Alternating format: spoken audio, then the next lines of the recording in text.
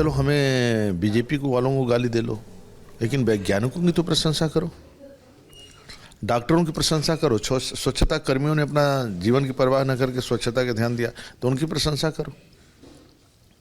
तो आप आज टीका हिंदुस्तान में और उत्तर प्रदेश में लगा, इस कारण देश बच गया, राज्य बच गया। आपको लग रहा है कि इन सब चीज़ों का बातों का असर हो रहा है, या अभी भी देखिए कानून व्यवस्था ही महत्वपूर्ण है जिसपे चुनाव पहले चरण से लेकर 7वें चरण तक लड़ना? देखिए विकास के नाम पर वोट गिर रहे हैं और विकास के नाम पर विश्वास है लोगों को, और कानून का राज है, कानून का राज के कारण लोगों को विश्वास है। मोदी ये कह रहा था कि एक तो विकास है और दूसरा विरासत है, क्या भी कह सकते हैं? देखिए नहीं, विरासत तो लोग विरासत की राजनीति कर रहे हैं। भयंकर परिवारवादी और भयंकर, जिसे कहा जाए कि पूरा परिवार मिलकर लूटता है और रेट तय कर देते हैं। तुम ट्रांसफर उद्योग देखोगे, डीआईजीओ का, आईजीओ का, तुम नियुक्तियों का उद्योग देखोगे तो पूरा खानदान मिलकर राज्य को लूटता है।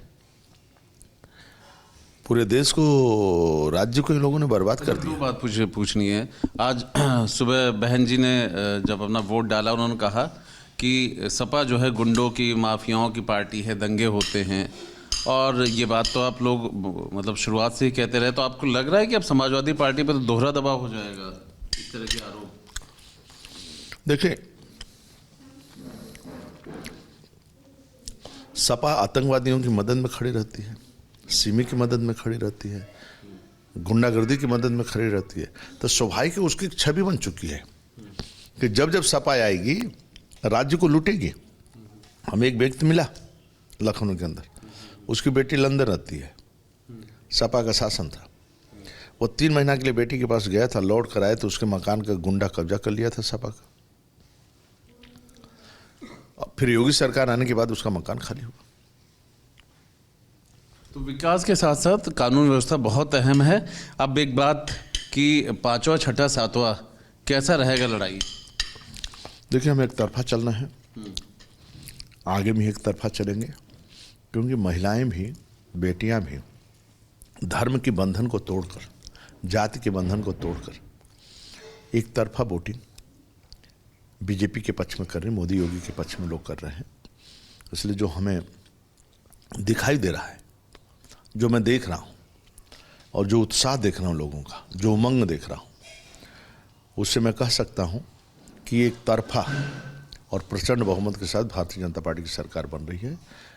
और सरकार इसलिए बन रही है कि विश्वास है जनता जनार्दन को, ये लोगों का सरकार मैं बनाऊंगा तो ये हमारी सेवा करेंगे। अच्छा, अखिलेश कहते हैं कि बस अब तो मतलब बीजेपी की तो हवा निकल गई, भाप हो गया, और उनकी तो सरकार मतलब बन चुकी है, 3 चरणों में लगभग वो आधा पार कर गया है।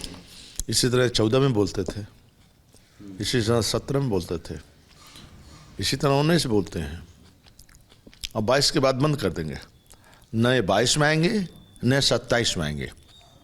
जिनकी छवि गुंडागर्दी की बन गई हो, तमंचावादी की बन गई हो, विकास के नाम का चीज़ नहीं है, आपके शासन में बिल्कुल जंगल राज हो जाता है, पब्लिक कैसे आने देगी? न बिजली है, न पानी मिलता है। आप ट्रेन वापस कर देते हैं, बुंदेलखंड से पानी का ट्रेन वापस करते हैं। आज घर घर नल मोदी जी पहुंचा रहे हैं, पानी घर घर मोदी जी पहुंचा रहे हैं। 4थे चरण से क्या उम्मीद है आपको? एक तरफा रहेगा, मैं बोल रहे एक तरफा हम चुनाव जीतेंगे, और 7वें तक ऐसी तरह चलेगा।